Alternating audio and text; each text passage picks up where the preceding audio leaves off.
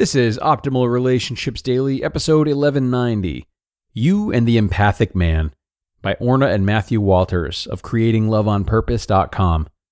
Hello, everybody. I am Greg Audino, your host and narrator. Hope everyone's eggnog hangover isn't too painful this morning. Hopefully all the presents and time together is enough to have all of you feeling good, and of course hoping that it was a nice Christmas for those who celebrated.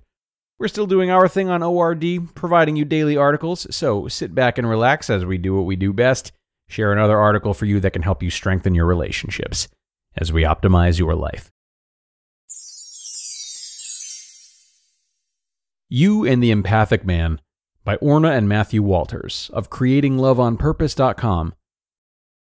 This week's question comes from Marcy. Dear Orna and Matthew, I've been dating a great guy for a few months, and he's really different from the type of man I've dated in the past. He clearly loves me deeply and has a sensitive heart. At times, I feel like he is so in tune with how I'm feeling, and it feels really incredible. The men I used to date didn't ever seem to care about me at all. Really a bunch of insensitive jerks. I'm so grateful to have him in my life, and I don't want to do anything to lose him. So I'm writing to you for your help and advice. The problem is that sometimes it seems like he's not present with me at all. I can't get a sense of him. It's as if that sensitive heart he has is being taken from me. I can't ever predict when he is going to be like this. It has me feeling uncertain, and I begin to question whether he cares about me at all. And then, the next time I see him, he is his loving self again. I can't seem to reconcile his sort of hot and cold mood swings, but it feels unpredictable. I get angry and upset when he's like that. We've had several fights, and I'm afraid I'm pushing him away, coming across as too needy. What can I do to keep him? I love him so much, and yet I feel so confused. Ultimately, I'm starting to wonder if I can trust myself to know a good match for me. I think he is, and then I worry that he's not. Is there hope for us? I really want to know what you think. Dear Marcy, thanks for reaching out to us. We hear the pain you feel and the struggle you're going through. We have some thoughts that we believe can guide you in the right direction. As you've experienced, men come in all types and personalities. The man you're describing is not the typical masculine alpha male that we're led to believe so many women desire. The dance of the masculine and feminine comes in many different styles and flavors. It sounds like your man is empathic. The way you describe how in sync he is with you fits perfectly to someone who can read energy and at times can be right in tune with what is going on with you. When we speak of someone being empathic, we're describing a person who is extremely sensitive to the energy around them, feels very deeply, and also very in tune with other people's feelings. Oftentimes, people who are empathic have difficulty distinguishing their own feelings from someone else's. Many people, including supposed experts, mistakenly attribute empathic qualities to introverts only. However, extroverts can be just as empathic. Men and women can be equally empathic. However, they tend to have different strategies for dealing with how they cope with the intensity of feeling so much. The way you've described your man fits with what we know to be true about men who are empathic. They can be very sensitive and in tune with their partner. They can also become overwhelmed by their partner's emotions and feel the need to withdraw or check out regularly.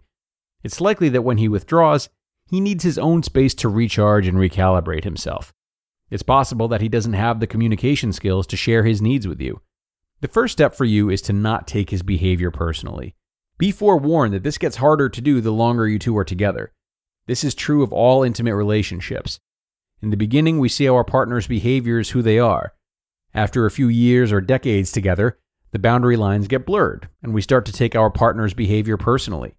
It's imperative to remember in all of our relationships that how someone behaves informs you about who they are and what they're capable of. No one wakes up in the morning thinking, I wonder how my behavior will affect Marcy today. The second thing is to let go of your resistance to his behavior. You could say to him, I feel disconnected from you. Are you able to connect with me, or do you need some space?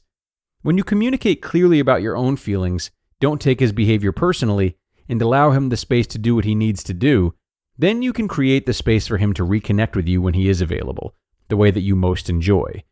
No partner can be emotionally connected to you 24/7. No person can give you that. Plus, that's the recipe for a codependent relationship. In a lifelong partnership, it's important that both people individuate regularly and have a clear boundary between them. We liken this dance of the masculine and feminine to ballroom dancers. They come together to create a beautiful dance and still remain two different people, the boundary between them remains in place as they each provide different qualities and energies to create the one dance. You just listened to the post titled, You and the Empathic Man, by Orna and Matthew Walters of creatingloveonpurpose.com. ORD listeners, if you're here, then you're as excited as I am that mental health has a bigger presence these days, both on the global scale and in everyday conversation. And leading the charge is Noom Mood. Noom Mood guides you to mental wellness with a step-by-step approach, giving you the tools you need to tackle stressful events and feelings so you'll be empowered to take on whatever life throws at you.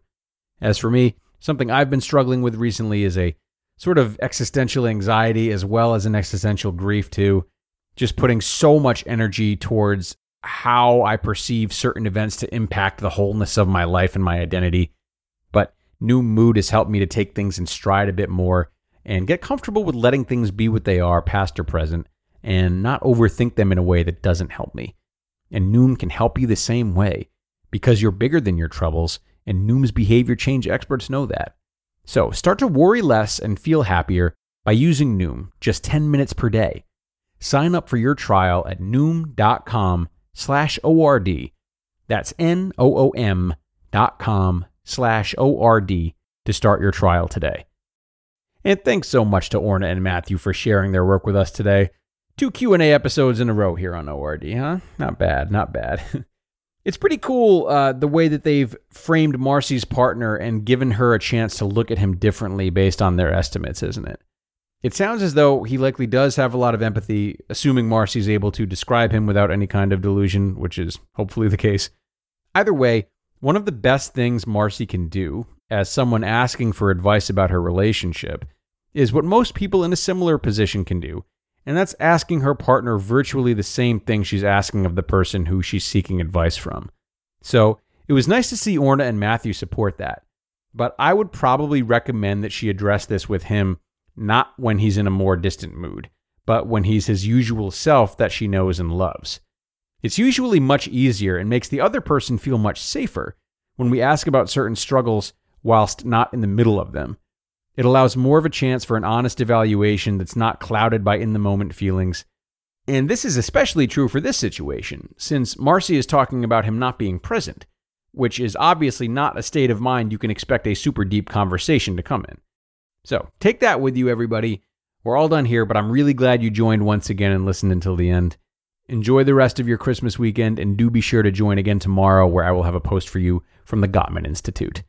That's where your optimal life awaits.